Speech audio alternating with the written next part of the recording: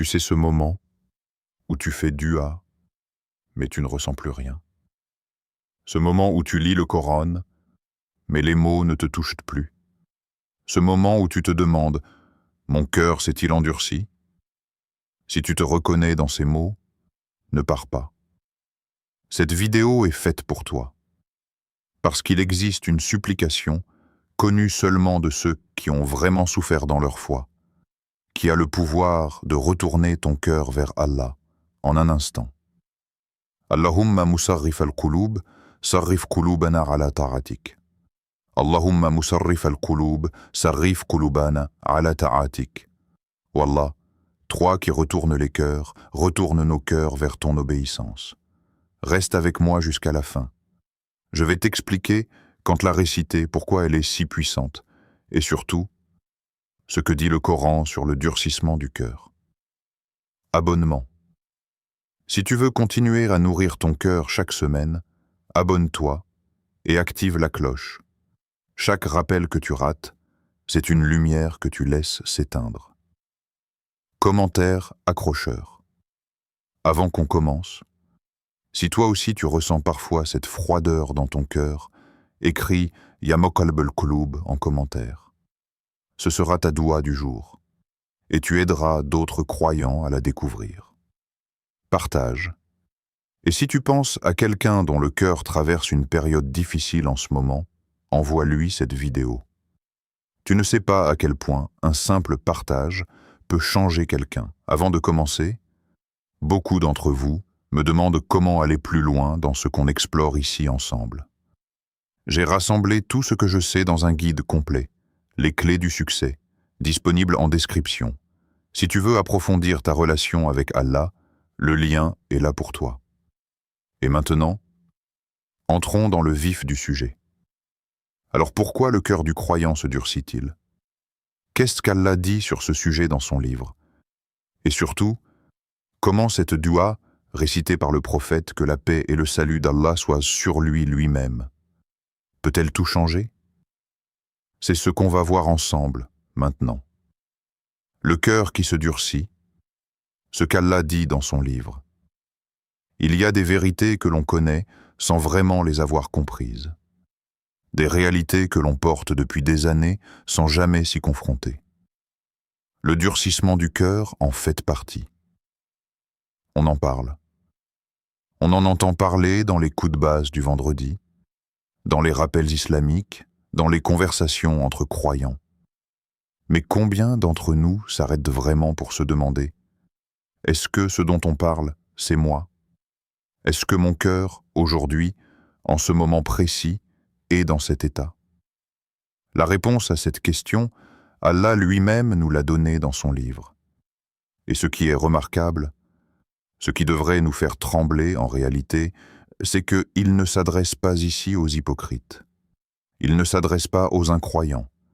Il s'adresse à ceux qui ont dit « Je crois ». Alam ya'ni lillazina amanu an takhsha'a qulubuhum li dhikrillah.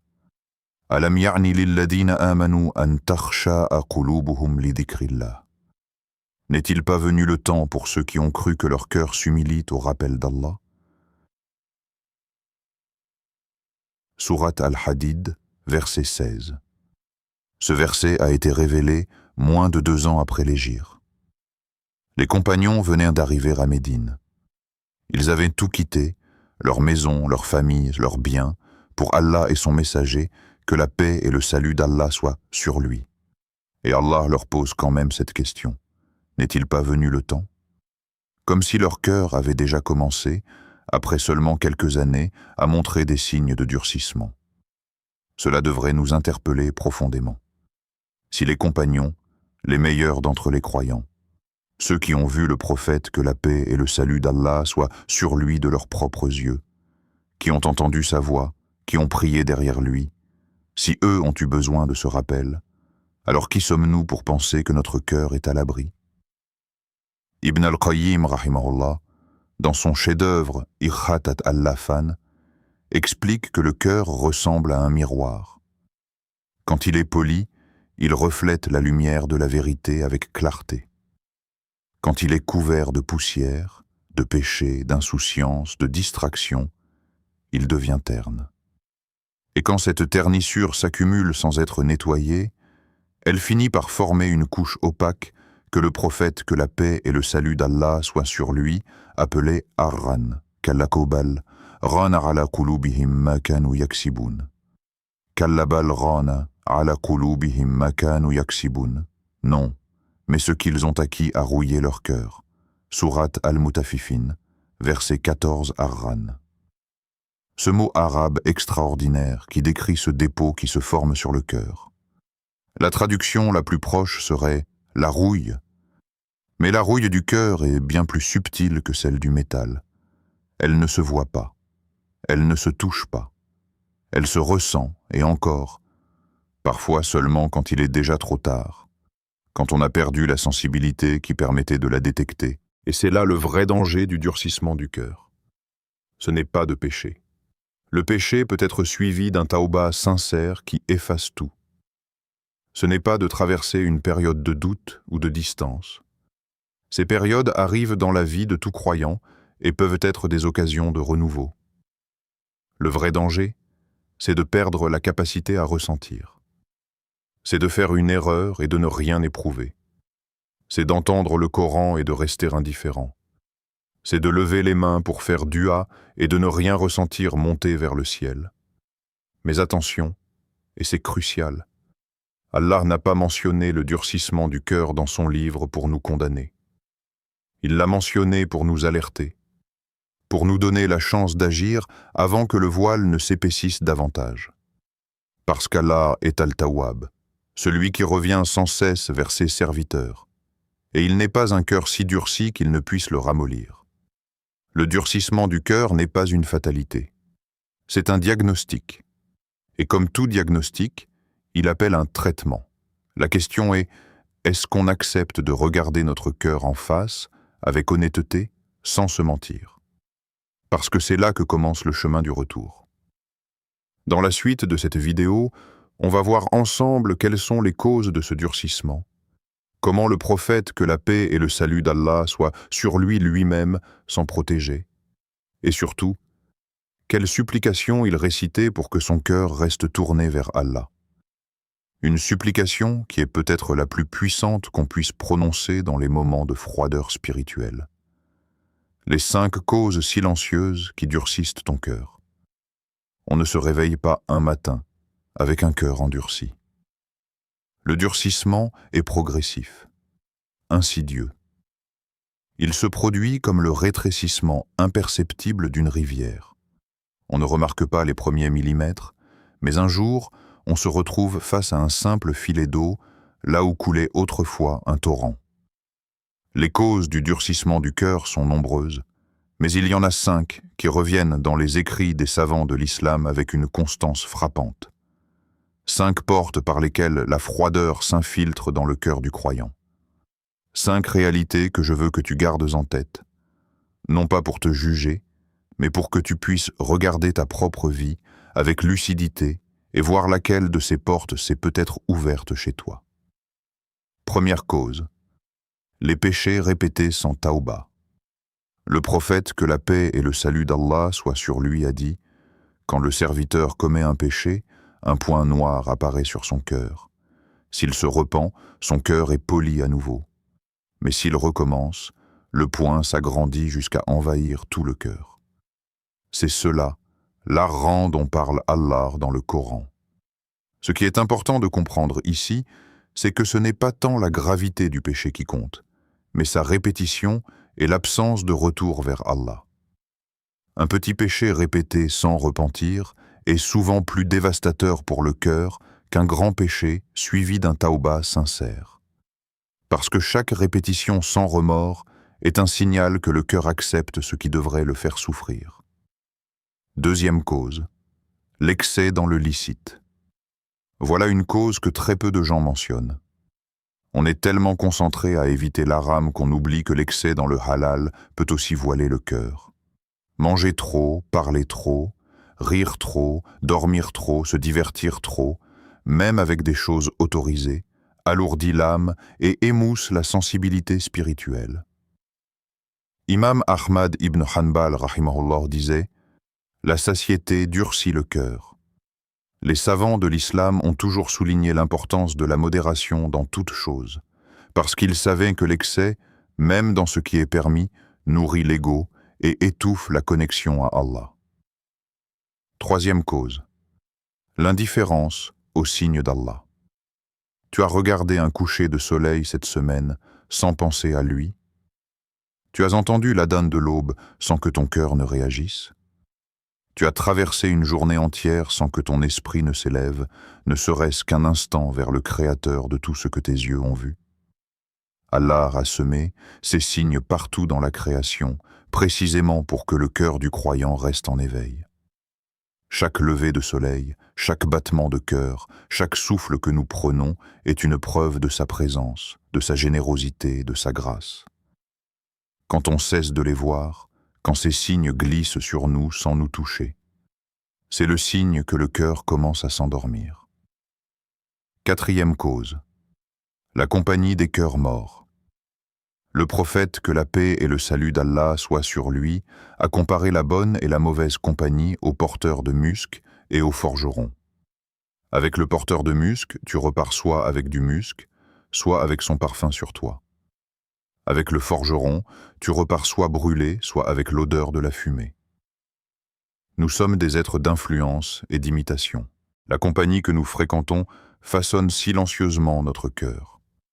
Passe ton temps avec des gens qui ne parlent jamais d'Allah, qui se moquent de la religion, qui considèrent en la foi comme quelque chose de secondaire, et ton cœur finira par s'adapter à leur fréquence. Ce n'est pas une condamnation, c'est de la physiologie spirituelle. Cinquième cause. L'abandon du dhikr et de la prière avec présence. Le cœur est vivant par le rappel d'Allah. Ce n'est pas une métaphore pieuse. C'est une réalité que le prophète, que la paix et le salut d'Allah soient sur lui, a enseigné avec précision. Le cœur se rouille comme le fer se rouille avec l'eau. Et le remède, il l'a aussi donné. La récitation du Coran et le rappel de la mort. Mais il y a une subtilité ici que l'on rate souvent. Ce n'est pas simplement de prier qui nourrit le cœur, c'est de prier avec présence. Ce n'est pas simplement de lire le Coran, c'est de le lire avec intention et réflexion.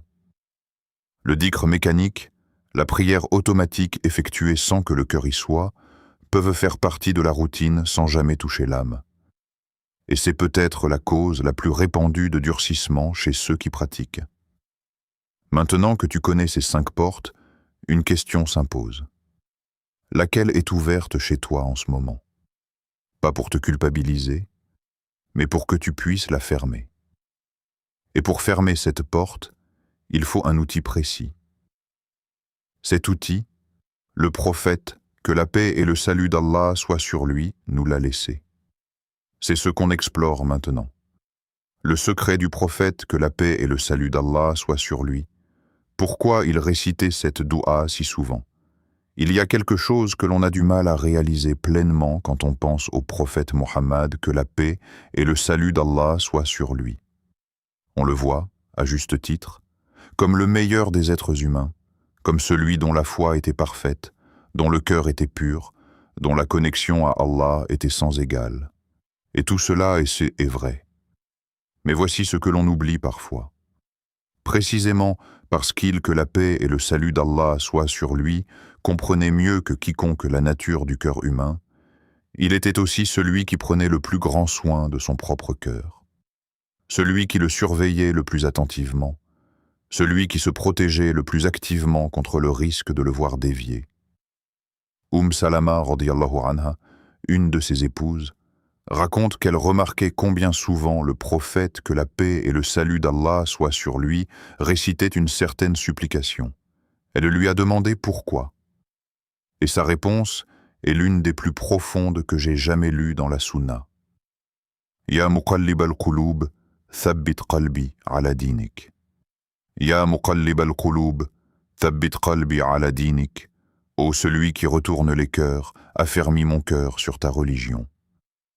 Quand elle lui a demandé pourquoi il récitait si souvent cette supplication, il, que la paix et le salut d'Allah soient sur lui, a répondu. Il n'y a pas un cœur d'être humain qui ne soit entre deux doigts du tout miséricordieux. S'il veut, il l'affermit. S'il veut, il le fait dévier. Arrêtons-nous un instant sur cette image. Deux doigts du tout miséricordieux. Le cœur, ce centre de ta foi, de ta volonté, de ta connexion à Allah, est entre ses mains. Il peut le tourner comme il le souhaite, quand il le souhaite. Et cette réalité, loin d'être terrifiante, est en fait la plus grande source de paix qui soit. Parce qu'elle signifie que ton cœur n'est jamais hors de portée d'Allah. Mais elle signifie aussi quelque chose d'autre, de crucial. Tu ne peux pas protéger ton propre cœur par ta seule volonté. Tu ne peux pas te décréter cœur solide et t'y tenir par la force de ton ego. La solidité du cœur dans la foi n'est pas une conquête humaine. C'est un don divin que l'on reçoit en le demandant. Et c'est précisément pour cela que le prophète, que la paix et le salut d'Allah soient sur lui, ne cessait de demander. Non pas parce qu'il doutait de sa foi, mais parce qu'il savait que la dépendance à Allah, le fait de revenir sans cesse vers lui, est elle-même la condition de la stabilité du cœur. Il existe aussi une autre version de cette doua, rapportée dans le Sahih de l'imam Muslim, celle qui est au cœur de cette vidéo. Allahumma musarrif al-qulub, sarrif qulubana ala ta'atik. Allahumma musarrif al-qulub, sarrif qulubana ala ta'atik. Ô Allah, toi qui retournes les cœurs, retourne nos cœurs vers ton obéissance. Musarrif al-qulub, celui qui dirige les cœurs, pas qui les influence légèrement, pas qui les oriente doucement, qui les dirige, qui les retourne, comme on retourne une page, comme on change la direction d'une rivière. Ce nom d'Allah, Al-Muqallib, Musarrif al-Qulub, est l'un des plus puissants que l'on puisse invoquer dans les moments de froideur spirituelle. Parce qu'il reconnaît une réalité fondamentale. Je ne peux pas changer mon propre cœur. Mais toi, Ya Allah, tu le peux. Et je viens te le demander. Il y a dans cette doua une humilité absolue, un aveu de faiblesse qui est en réalité un acte de force. Parce que reconnaître sa dépendance à Allah n'est pas une faiblesse. C'est la plus haute forme de sagesse spirituelle que l'on puisse atteindre. Et la prochaine fois que tu sentiras cette froideur s'installer, dans ta salate, dans ton dhikr, dans ta lecture du Coran, je veux que tu te rappelles ceci. Le prophète, que la paix et le salut d'Allah soient sur lui, lui-même ressentait le besoin de demander à Allah d'affermir son cœur. Et toi, tu n'es pas seul dans ce que tu ressens. Tu es simplement humain. Et l'humanité a besoin d'Allah pour battre. Les 7 moments précis où réciter cette doua, guide pratique du quotidien. Il y a des personnes qui vont entendre cette doua aujourd'hui, la trouver belle et l'oublier demain, pas parce qu'elles ne veulent pas la pratiquer, mais parce que personne ne leur a dit quand la pratiquer. On leur a donné la pêche sans leur apprendre à pêcher. Alors aujourd'hui, je veux faire les choses différemment. Je ne veux pas simplement te présenter cette supplication et te souhaiter bonne chance. Je veux t'ancrer dans le concret. Je veux que quand tu fermeras cette vidéo, tu saches exactement dans quelle situation de ta vie quotidienne cette dua doit devenir ton réflexe. Voici les 7 moments précis, testés, validés par la tradition islamique et par l'expérience de ceux qui ont cherché à revitaliser leur cœur. Moment 1. Juste avant de t'endormir. Le soir est un moment de bilan. Quand on pose la tête sur l'oreiller, les pensées de la journée reviennent. Les erreurs, les moments où on a été distrait d'Allah, les opportunités de dhikr manquées. Au lieu de laisser cette rétrospection tourner en culpabilité stérile, utilise-la. Pose ta main droite sur ta poitrine, ferme les yeux et dis « Allahumma musarrif al-qulub, sarif qalbi ala ta'atik ». Confie ton cœur à Allah avant de dormir. Demande-lui de le garder droit pendant la nuit. Moment 2. Au réveil, avant de toucher ton téléphone. Le téléphone est le premier ennemi du cœur au réveil. Avant même que tes yeux soient complètement ouverts, le flux des notifications, des informations, des sollicitations s'empare de ton attention. Et c'est ceci pendant 21 jours. Avant de toucher ton téléphone, pose ta main sur ta poitrine et récite cette doua. Ce simple geste crée une intention pour la journée, une déclaration que tu veux que ton cœur soit tourné vers Allah avant d'être tourné vers le monde. Moment 3. Quand la colère ou la rancœur monte, la colère est l'une des portes les plus rapides par lesquelles le cœur peut dévier. En une fraction de seconde, elle peut te faire dire ce que tu regretteras des années. En un instant, elle peut installer une rancœur qui va s'épaissir et durcir ton cœur pendant des mois. Quand tu sens la colère monter, contre quelqu'un, contre une situation, contre toi-même, fais quelque chose de contre-intuitif. Récite cette dua avant de réagir. Reconnais qu'en ce moment, ton cœur a besoin qu'Allah le retourne vers sa sérénité. Moment 4. Avant la salate, quand tu ne ressens pas de khushu. Le khushu, la présence du cœur dans la prière, ne vient pas automatiquement. Particulièrement quand on est fatigué, stressé, ou que l'esprit est encombré. Avant de dire « Allahu Akbar », prends 3 respirations profondes et chuchote cette doua. C'est une manière de préparer ton cœur avant d'entrer dans la salle de l'audience divine. Tu t'es lavé le corps pour la salate, lave aussi ton cœur avec cette supplication. Moment 5. Avant d'ouvrir le Coran. Combien de fois a-t-on ouvert le mouchaf et lu des pages sans que les mots ne laissent de traces? Parce qu'on lit avec les yeux, mais pas avec le cœur.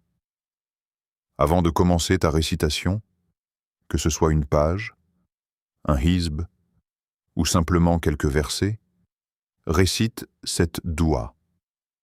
Demande à Allah d'ouvrir ton cœur à ces paroles, de te laisser non seulement les lire, mais les entendre de l'intérieur. Moment 6. Dans les moments de doute spirituel, il y a des moments dans la vie de tout croyant où la foi semble lointaine, où les prières semblent monter sans être entendues, où on se demande si on est vraiment sur le chemin.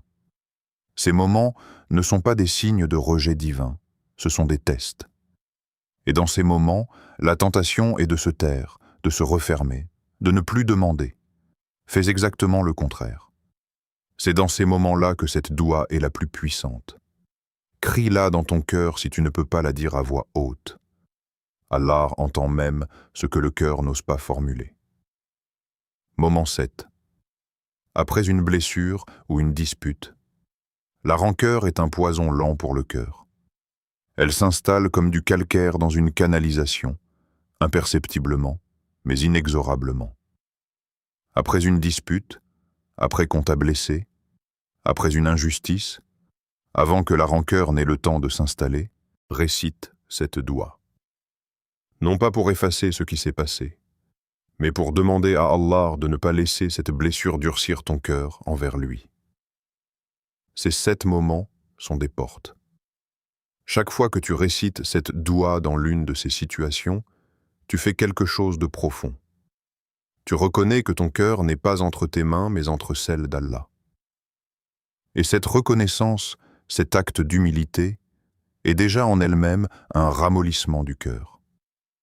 Le tawakkul du cœur ne désespère jamais de la miséricorde d'Allah. Je veux te dire quelque chose d'important avant qu'on arrive à l'invocation finale.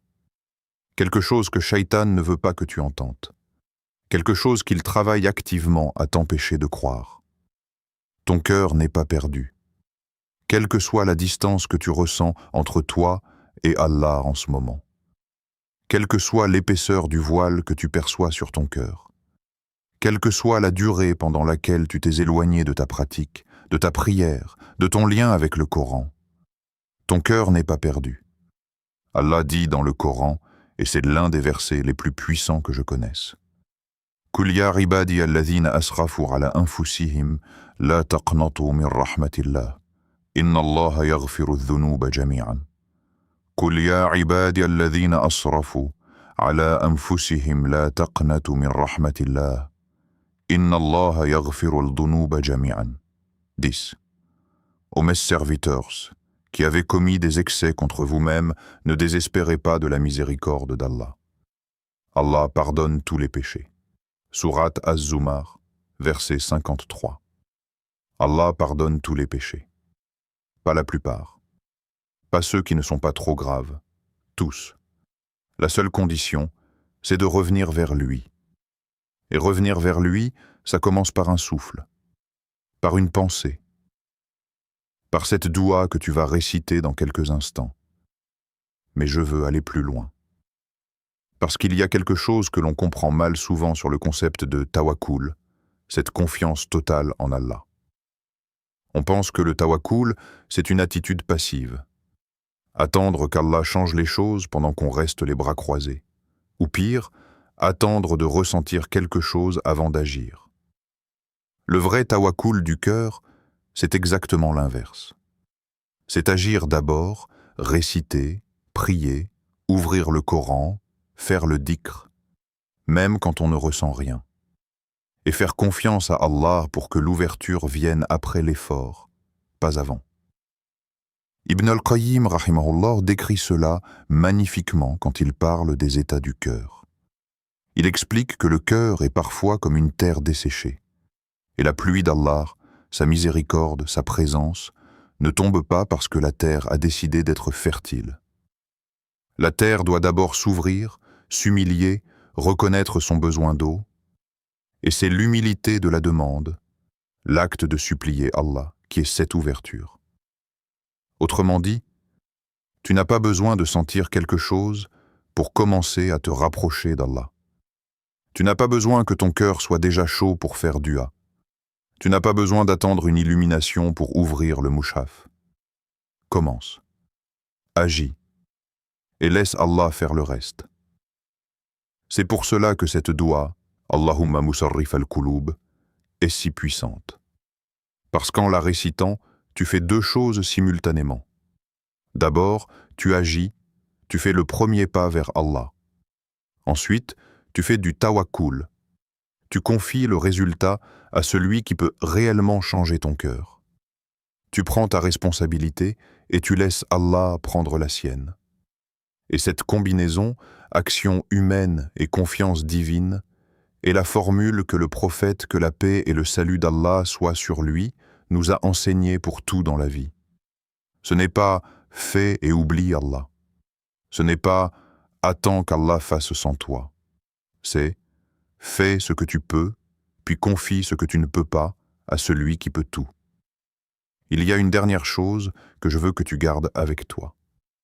La fluctuation du cœur, les hauts et les bas dans la foi, n'est pas un signe de mauvaise foi.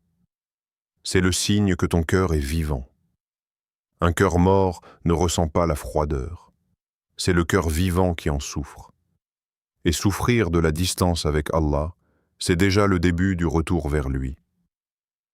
Alors si tu regardes cette vidéo en ce moment avec ce sentiment dans la poitrine, cette sensation que ton cœur est un peu moins léger qu'il devrait l'être, sache que ce sentiment lui-même est une preuve de la miséricorde d'Allah. Il ne t'a pas laissé t'éloigner sans te faire ressentir le manque. Et le manque, c'est une invitation à revenir. Accueille cette invitation. Réponds-y maintenant. Lève tes mains, ouvre ton cœur, et dis avec moi. Maintenant, voici l'invocation finale. Lève tes mains maintenant. Tourne ta paume vers le ciel, et dis avec moi, du plus profond de ton cœur. Allahumma musarrif al-qulub, sarrif qulubna ala ta'atik. Allahumma musarrif al-qulub, sarrif qulubana ala ta'atik. Ô Allah, toi qui retournes les cœurs, retourne nos cœurs vers ton obéissance. Ô Allah, si mon cœur s'est endurci, ramollis-le. Si mon cœur s'est éloigné, rapproche-le. Si mon cœur s'est alourdi, allège-le. Si mon cœur s'est fermé, ouvre-le. Ya mukallib al-qulub, toi qui retournes les cœurs, retourne mon cœur vers toi. Pas demain, pas quand je serai prêt. Maintenant, dans cet instant, avec ce que je suis, avec ce que j'ai, avec les failles que tu connais mieux que moi. Ô Allah, ne me laisse pas dépendre de ma propre volonté, car elle me trahit. Ne me laisse pas dépendre de mes émotions, car elles fluctuent. Fais que ma dépendance soit à toi seul. Al-Hayy, Al-Qayyum, le vivant, le subsistant par lui-même. Affermis-moi sur ta voie, jusqu'au dernier souffle, jusqu'à ce que tu me rappelles à toi. Amin, Ya Rabbal Alamin, si tu retiens une seule chose de tout ce qu'on a vu ensemble aujourd'hui, que ce soit cette réalité simple et profonde, ton cœur n'est pas perdu. Il est juste en attente d'être retourné vers lui. Et la prochaine fois que tu sentiras cette froideur s'installer, cette distance dans la prière, cette indifférence face au Coran, cette sécheresse dans le dhikr, ne fuis pas, ne te juge pas, ne te condamne pas. Pose simplement ta main sur ta poitrine, ferme les yeux et chuchote « Allahumma musarrif al-qulub, sarrif qulubana ala ta'atik. Allahumma musarrif al-qulub, sarrif qulubana ala ta'atik. » Parce que le tawakkul du cœur, c'est cela. Ce n'est pas fuir sa réalité spirituelle, ce n'est pas faire semblant que tout va bien. C'est regarder son cœur en face, reconnaître son besoin d'Allah et avancer avec confiance vers celui qui peut tout changer. Il est Al-Mukallib, celui qui retourne les cœurs. Et ton cœur, aussi durci qu'il te semble en ce moment, est entre ses mains, croire, agir, laisser à Dieu. Que Allah affermisse nos cœurs sur sa religion, nous accorde la douceur de la foi et nous réunisse dans sa miséricorde. Amen. Si cette vidéo a touché quelque chose en toi, si un seul mot a résonné, si une seule réalité t'a parlé, alors j'ai 3 petites demandes. 1. Commente Ya Muqallib al-Qulub, juste ces 3 mots, ce sera ta doua du jour. Et chaque croyant qui verra ton commentaire pourra la lire, la réciter et en bénéficier. Tu ne sais pas combien de gens tu vas aider sans le savoir. 2. Partage cette vidéo. Envoie-la à quelqu'un dont tu sais que le cœur traverse une période difficile. À ce frère ou cette sœur qui s'est éloigné. À cette personne qui cherche sans savoir quoi chercher. Tu n'as pas besoin de dire quoi que ce soit. Envoie juste le lien. Allah utilisera peut-être ta main pour toucher un cœur que tu ne pouvais pas atteindre avec tes mots. 3. Abonne-toi et active la cloche. Chaque semaine, on revient avec un rappel pour nourrir ton cœur, renforcer ton tawakkul et t'aider à avancer sur ce chemin avec foi, persévérance et sérénité. Ne laisse pas le flux du quotidien t'éloigner de ces moments de reconnexion. Et si tu veux aller plus loin, si tu veux des outils concrets pour transformer ta relation avec Allah au quotidien, le guide « Les clés du succès » est disponible en description. Tout ce que j'ai appris, rassemblé pour toi. La prochaine vidéo s'intitule « Que faire quand tu te sens loin d'Allah ? 5 étapes pour revenir ». Elle t'attend.